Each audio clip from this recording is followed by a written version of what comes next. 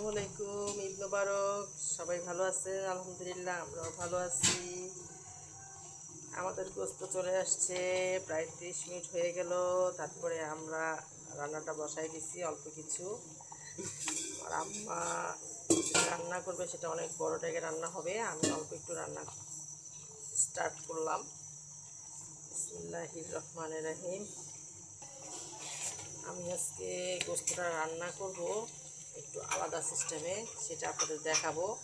আপনারা দেখতে থাকেন। প্রথমে আমি মাংসটা চুলায় দিয়ে দিছি, শুধু একবারে উইদাউট মশলা ছাড়া।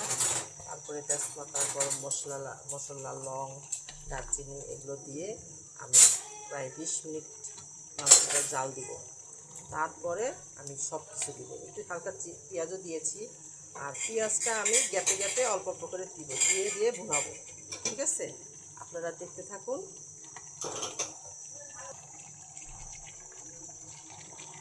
এই যে আমাদের আর 30 মিনিট লাগবে গোস্তটা হইতে। গোস্ত বসাইতেছি এখন।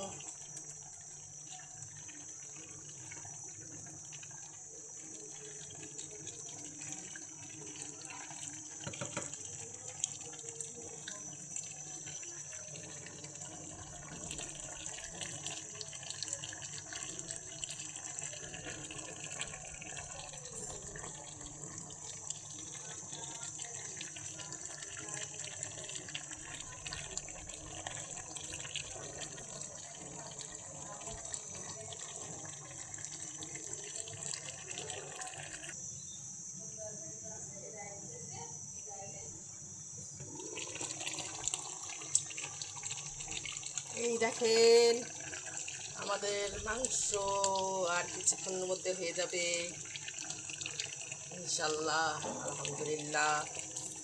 দেখেছেন, গন্ধটা দিতে পারতেছি না, অনেক সুন্দর সুঘ্রাণ বেরিয়েছে।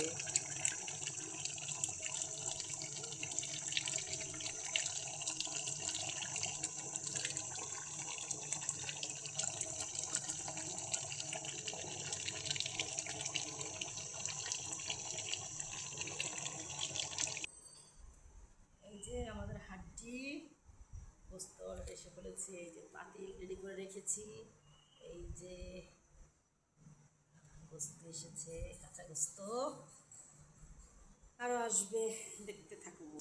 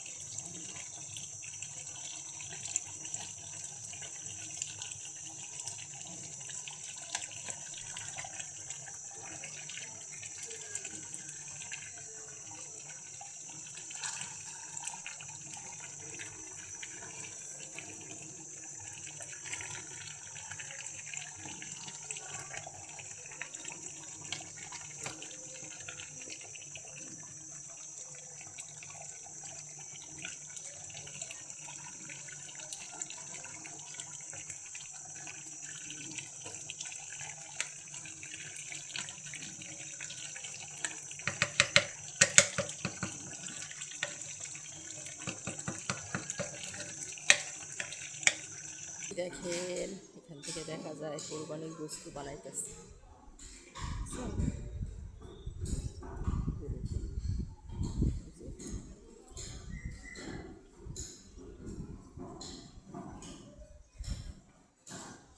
আজকের আবহাওয়াটা মাশাআল্লাহ অনেক সুন্দর, আমার রান্নাঘর থেকে দেখা যাচ্ছে। আল্লাহ হাফেজ, সবাই ভালো থাকবেন। আল্লাহ সবার রিজিক কিসমত বরকত দান করুন, আমিন। আল্লাহ হাফেজ, ভালো থাকবেন।